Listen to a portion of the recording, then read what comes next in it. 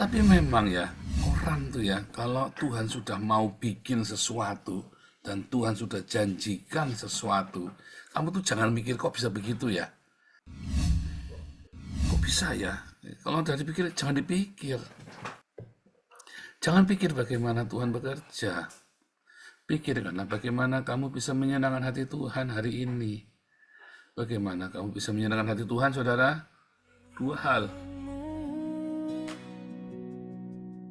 Itu pelita bagi kakiku. Shalom Aleichem, Baruch Ata Adonai, Eloheinu melek haolam. Diberkatilah engkau, Yesus Raja semesta alam. Yesaya 27 ayat 1 sampai dengan 13.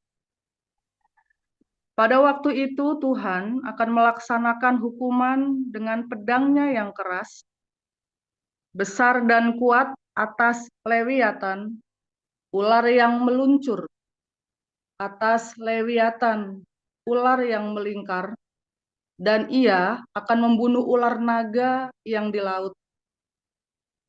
Pada waktu itu akan dikatakan, bernyanyilah tentang kebun anggur yang elok. Aku, Tuhan, penjaganya, setiap saat aku menyiraminya, supaya jangan orang mengganggunya. Siang malam aku menjaganya, kehangatan murka tiada padaku. Sekiranya tampak kepadaku putri malu dan rumput, aku akan bertindak memeranginya dan akan membakarnya sekaligus. Kecuali kalau mereka mencari perlindungan kepadaku dan mencari damai dengan aku. Ya, mencari damai dengan aku. Pada hari-hari yang akan datang, Yakub akan berakar, Israel akan berkembang dan bertunas dan memenuhi muka bumi dengan hasilnya.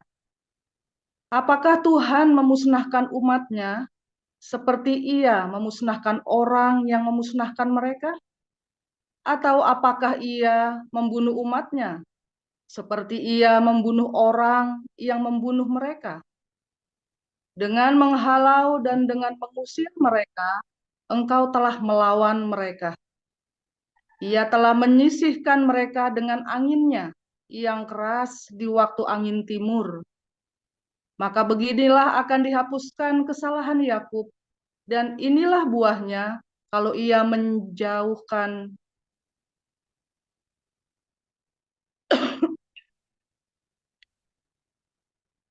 ia telah menyisih maaf saya ulangi. Maka beginilah akan dihapuskan kesalahan Yakub, dan inilah buahnya kalau ia menjauhkan dosanya. Ia akan membuat segala batu mesbah seperti batu-batu kapur yang dipecah-pecahkan, sehingga tiada lagi tiang-tiang berhala dan pedupaan-pedupaan yang tinggal berdiri. Sebab kota yang berkubu itu terpencil, suatu tempat kediaman yang dikosongkan dan ditinggalkan seperti padang gurun. Anak lembu akan makan rumput dan berbaring di situ, menghabiskan dahan-dahan pohon. Apabila ranting-rantingnya sudah kering, maka akan dipatahkan. Perempuan-perempuan akan datang dan menyalakannya. Sebab inilah suatu bangsa yang tidak berakal budi.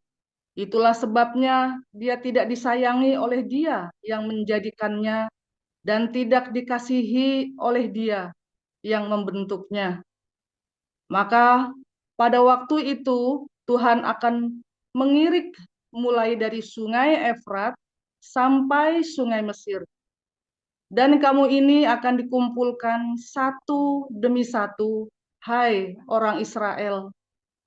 Pada waktu itu sangkakala besar akan ditiup, dan akan datang mereka yang hilang di tanah Asyur, serta mereka yang terbuang ke tanah Mesir, untuk sujud menyembah kepada Tuhan di gunung yang kudus di Yerusalem. Demikian.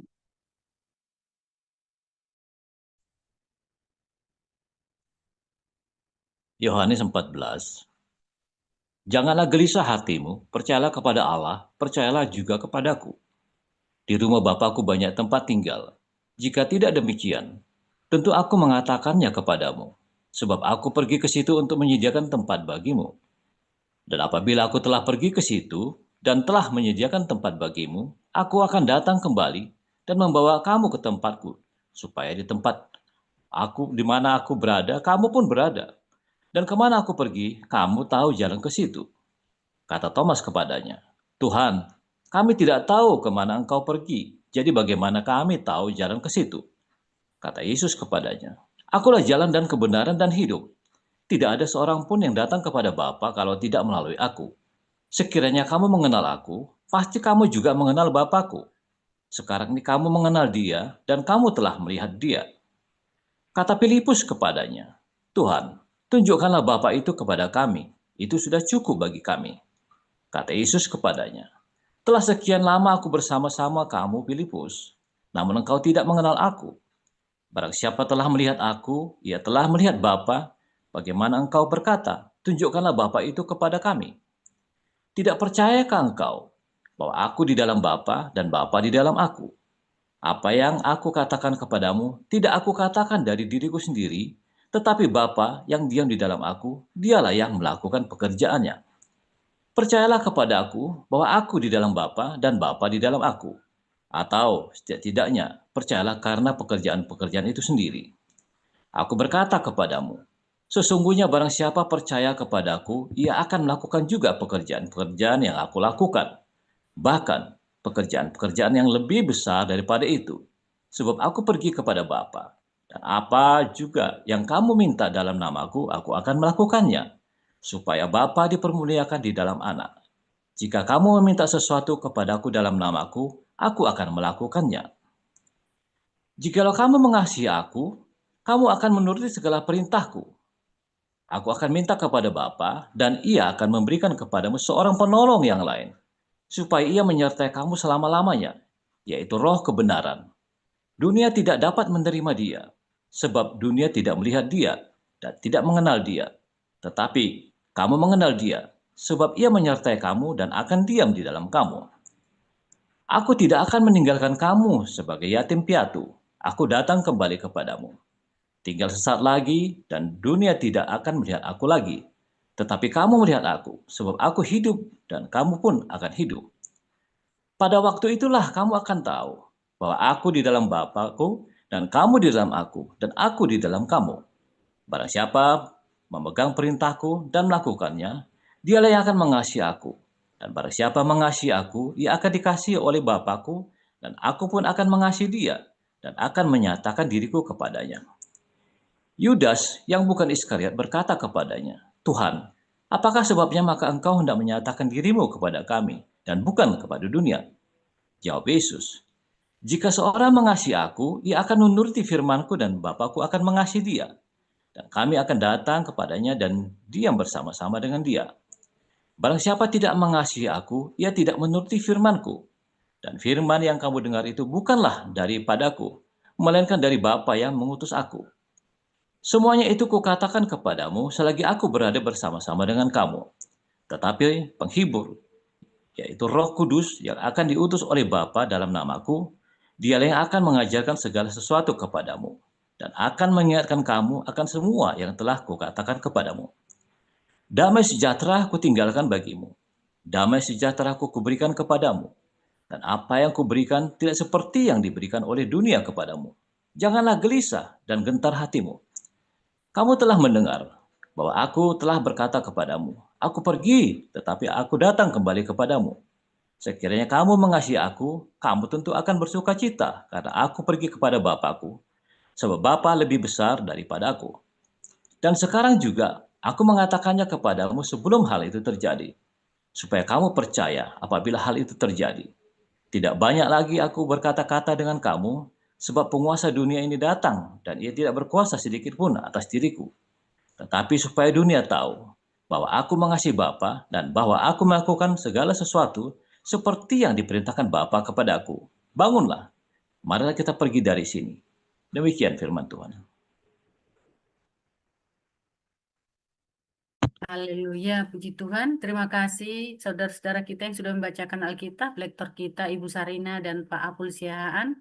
Kita akan mendengarkan renungan embun pagi. Kali ini berjudul Ajaib 10 suku yang hilang kembali ke Israel oleh Dr. Joseph Paul Jang Gembala kita. Kepada Pastor Paul dipersilakan.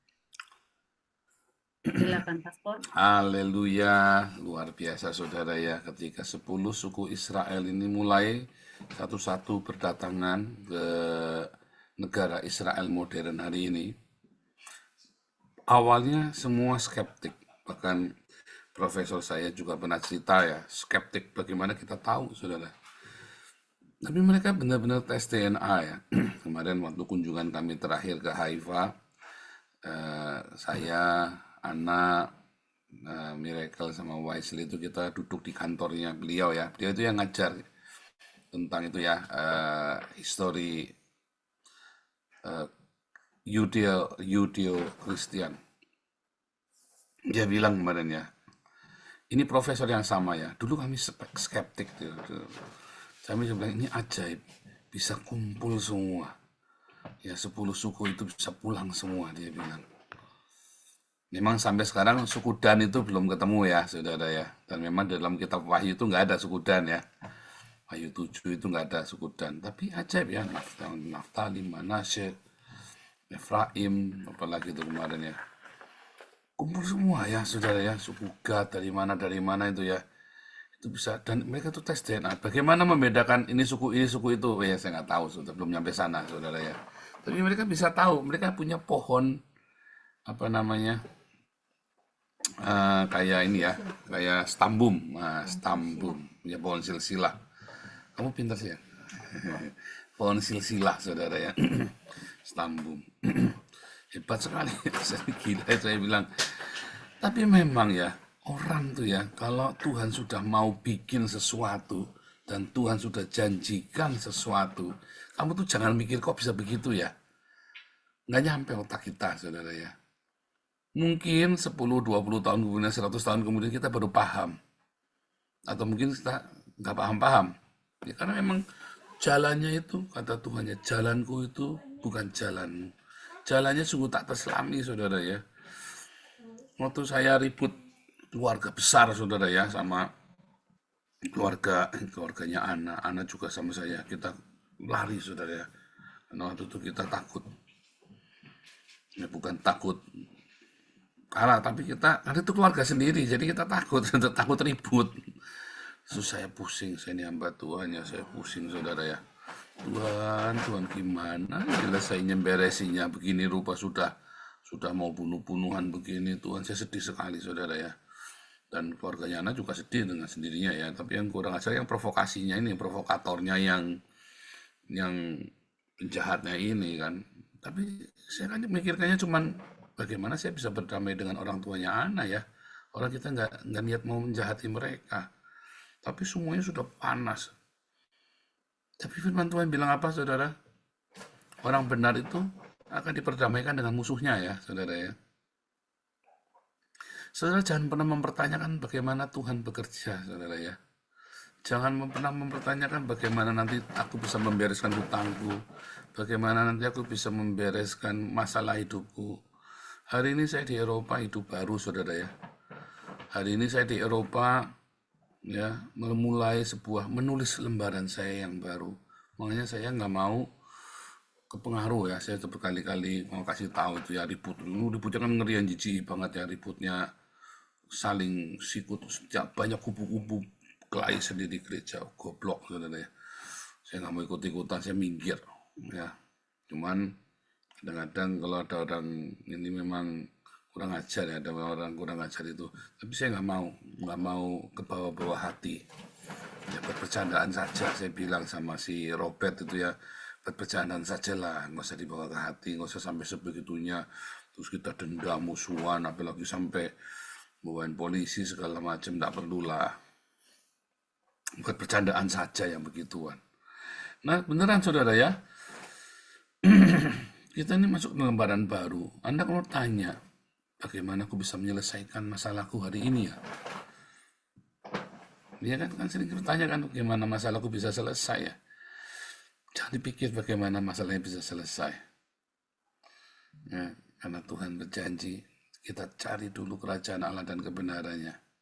Maka semua yang lain-lain itu nanti akan ditambahkan. Tapi kita cari dulu. Masalahnya, ya, kamu cari kerajaan Allah enggak? Ini buktinya saya dengarkan firman Tuhan. Aduh saudara, saya tuh alumni kita tuh 1000 lebih. Ya, beberapa dari mereka hafal yang saya ajarkan, tapi nggak ngerti. Saya sedih ya. Mereka tahu 1000 lebih alumni kita ya, 1000 lebih. Mereka bahkan ada yang bisa mengcopy paste pengajaran saya. Kelihatan, wah saya pertama bangga ya saudara, satu-satunya ini semua bisa hafal satu-satu ya. Sangat detail dia ingat yang saya ajarkan, saya sampai kira-kira hebat sekali orang-orang ini. Tapi begitu brand di dunia nyata, baru ketahuan saudara ya, aduh kamu tuh tidak mengerti. Kamu tidak mengerti. Ada yang masih utang-utang, ada yang masih tersinggungan, ada yang masih suka ngamukan, ada yang masih suka intrik. Nggak ngerti ya, kamu mendengar yang saya ngomong, kamu mengcopy yang saya katakan, tapi nampaknya kamu tidak mengerti. Atau kamu mengerti, tetapi ya entah kenapa nggak dilakukan. Ajaib. Ajaib. Kenapa kamu susah sekali ya? Kamu tak jadi ngampuni, kamu sudah tak tunjukin. Ini loh, kamu nggak usah panik kayak saya itu, nggak usah panik, nggak usah jengkel. Nggak usah panik, kita difitnah kayak apa, luar biasa jahatnya orang fitnah-fitnah itu. Tenang saja. Ya kan? Walaupun sempat ya kepancing, tapi udah biarin saja. Tapi Anda tidak mengikuti teladan saya ya, malah Anda ikut berantem, ikut pancal-pancalan. Ada yang masih suka hutang-hutang, padahal udah diajarin ya. Kalau saya cerita, saya nggak lagi minta uang. Saya lagi kasih tahu kan ini loh, saya juga punya masalah yang sama. Ya kan? Tetapi bedanya saya serahkan sama Tuhan. Ya Tuhan kalau nggak tolong ya sudah kita selesai. Kalau Tuhan tidak kasih uang ya sudah kita tutup.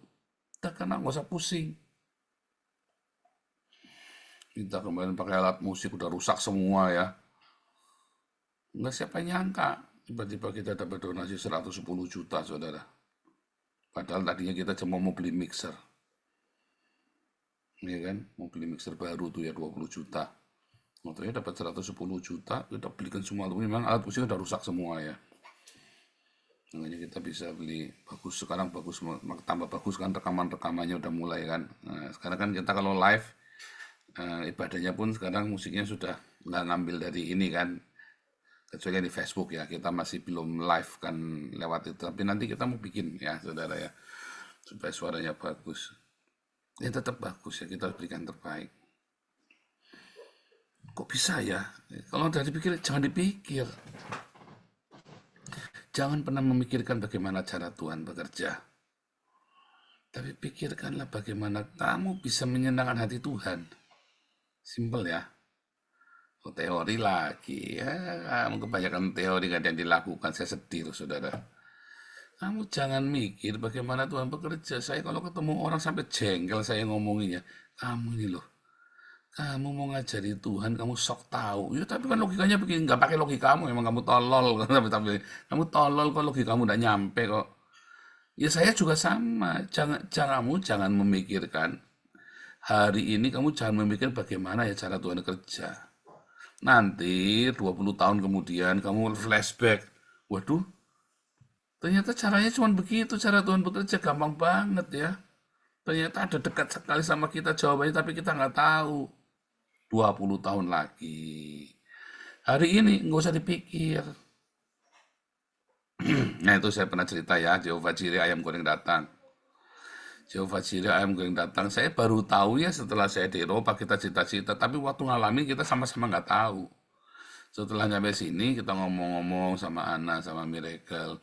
Oh ternyata pernah ditanyain si Miracle itu, kamu sama bapaknya, ada orang tuanya temennya dia kan, kamu tuh makanan paling seneng apa? Laki-laki ngorder ayam goreng, laki-laki kalau lagi pergi bareng makanya ayam goreng.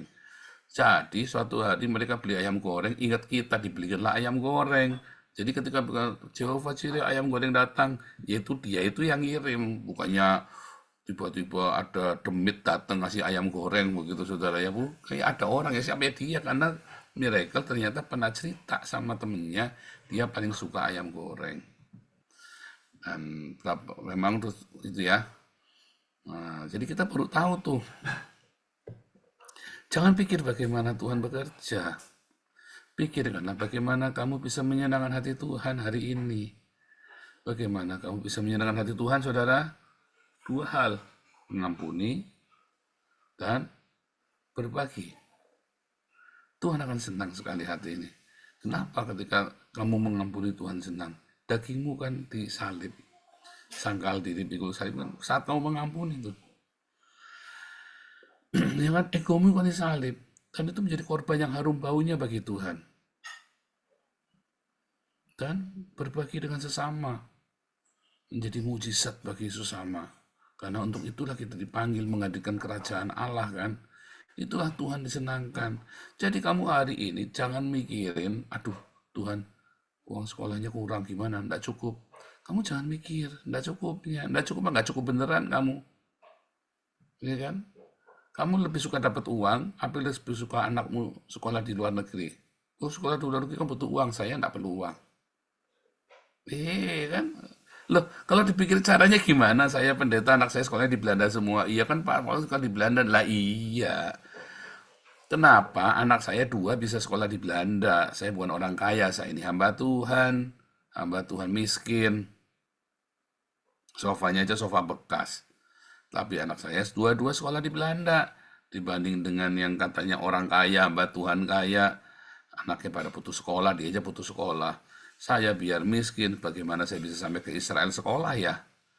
Gimana caranya ya? Ya jangan dipikir mah nggak nyampe-nyampe. Dipikir mah kamu pusing, saudara. Nih saya punya sepupu nih lagi pusing, saudara ya. Dia lagi pusing, apa semua pusing, minum Paramex, minum apa segala macam katanya ya. Terus saya bilangi, aduh bro, kamu itu hidupnya kurang masalah bro, makanya kamu pusing tiap hari. Loh, ngerti nggak saudara? Kalau kamu hidupnya biasa punya uang, kamu hidupnya tenang, kamu hidupnya dalam pelindungan orang tua, dimanja, tiba-tiba kamu kena masalah dikit kan pusing. Coba kalau kamu masalahnya kayak saya, tak bilangin, coba kamu masalahnya kayak saya.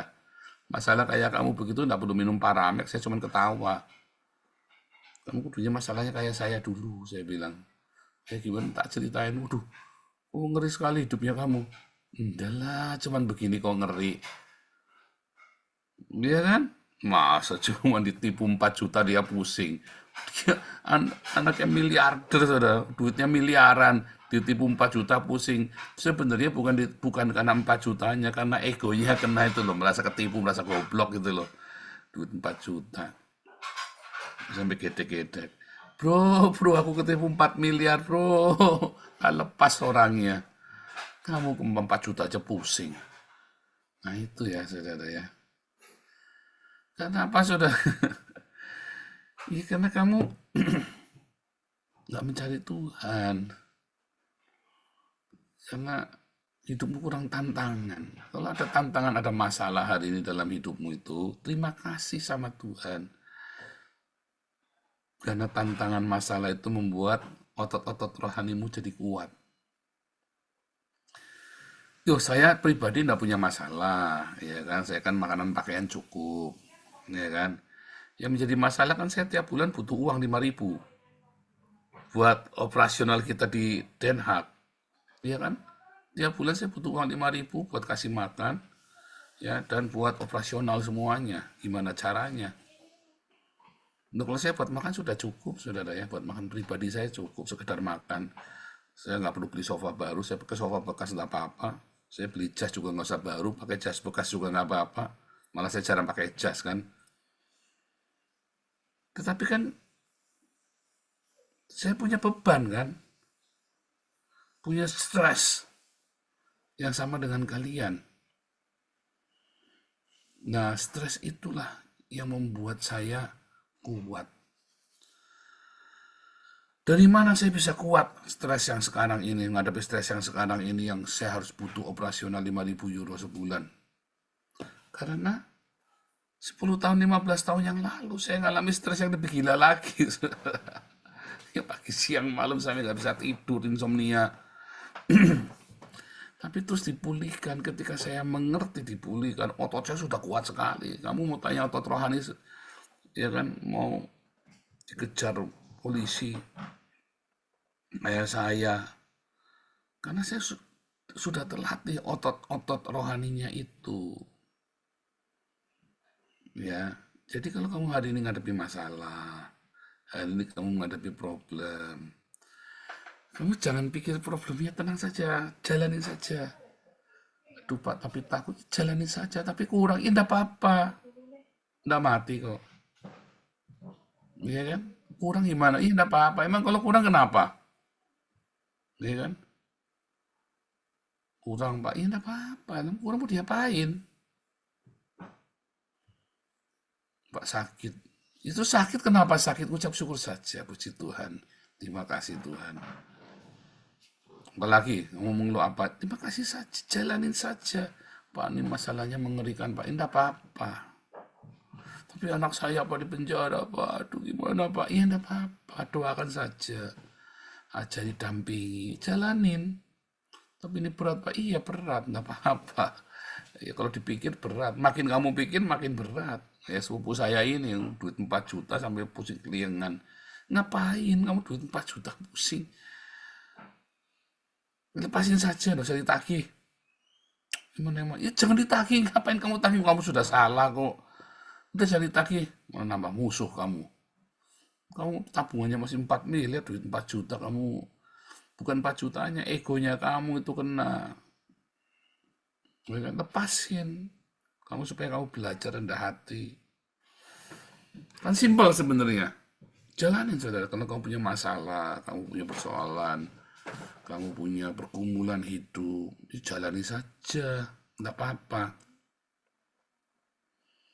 Sebab ketika kamu jalanin, jalannya jangan sendiri, sambil bilang puji Tuhan pada tiap hari. Ya kan? Puji Tuhan dalam susah senang. Puji Tuhan. Ya, sehingga mengurangi sumpah serapahmu. Mengurangi keluh kesahmu, saudara. Mengurangi beban pikiranmu. Makanya kalau kita masalah sebesar apapun, semakin besarnya masalah, kamu setel lagu rohani, kamu nyanyi. Nyanyi, itu kan mengurangi banyak. Dan, wah ini dia, endure itu ya. Tahan lama nggak nih kamu nih? Jangan-jangan kamu lagi haleluya, haleluya, iya kan? Nanti kalau lagi malam puji Tuhan haleluya, kalau pagi gila luya, gitu repot saudara. Malamnya haleluya, paginya gila luya. Apa kebalik saudara ya, siangnya haleluya karena lagi waras, begitu udah malam makin panas makin gila. Nah, jangan, kamu butuh endure itu loh, tahan lama. Persistence, mengucap syukur. Persistence kamu. Disitulah nanti otot-otot rohanimu kuat. Dan ketika benar-benar Tuhan kasih berkat harta yang sesungguhnya, kamu siap nanggung. Ya, kamu siap dengan stresnya. Kamu siap dengan pergumulan yang luar biasa. Tapi balik lagi, senangkan Tuhan dulu. Senangkan hati Tuhan. Bukan pergi ke gereja tiap hari. Senangkan hati Tuhan dengan mengampuni. Senangkan hati Tuhan dengan kamu berdiakonia. Senangkan hati Tuhan dengan jaga hidupmu dalam kekudusan. Senangkan Tuhan dulu. Sambil kamu melatih otot-otot rohanimu, persisten saudara ya. Kalau kamu endure, maka kamu akan keluar sebagai pemenang. Badanmu ya, badan rohanimu ya, muscle, sterk. Dan ketika kamu diberkati, yang besar kamu nggak jatuh. Karena apa? Kamu kuat. Dan nanti kamu perlu lagi ya, perlu latihan lagi untuk memperbesar lagi otot-ototmu. Karena kamu akan Setiap mau diberkati saya pasti ngalami fitnahan dulu, ngalami berbagai macam, supaya saya bisa melepaskan pengampunan, supaya saya bisa siap ketika diberkati, makin diberkati, makin diberkati. Itu kan rumus. Dan di tempat ini kamu sudah diajari semua rumusnya. Tinggal melakukan. Jangan tanya bagaimana Tuhan nanti akan bikin 10 Israel itu kembali. Nyatanya sudah kembali. Tapi kamu senangkan hati Tuhan saja. Jangan tanya gimana caranya hari ini ya Tuhan. Aduh Tuhan gimana ya caranya. Ya jangan ditanya. Tuhan, entah bagaimana caranya aku punya masalah.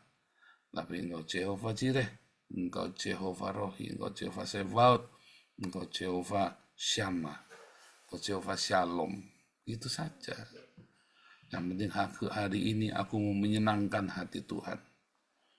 Tiba-tiba masalahmu hilang sendiri. Tiba-tiba masalahmu ya bukannya hilang sendiri karena badanmu sudah kuat, rohanimu, maka nggak masalah. Masalah ya ternyata bukan masalah, nggak seberapa masalahnya itu. Itu ya saudara ya. Jadi sekarang jangan pikir bagaimana cara Tuhan bekerja. Pikirkanlah bagaimana kamu mau menyenangkan hati Tuhan. Ya, nanti hidupmu bahagia. Nanti kamu hidupmu berkemenangan. Nanti tiba-tiba banyak sekali mujizat yang aneh-aneh. Ya, Tuhan Yesus memberkati. Bapak Ibu, sebelum kita menerima berkat Tuhan dari gembala kita recite bersama-sama. Sema Israel, Adonai Eloheinu, Adonai Echad. Dengarlah hai Israel, Tuhan itu Allah kita, Tuhan itu Esa.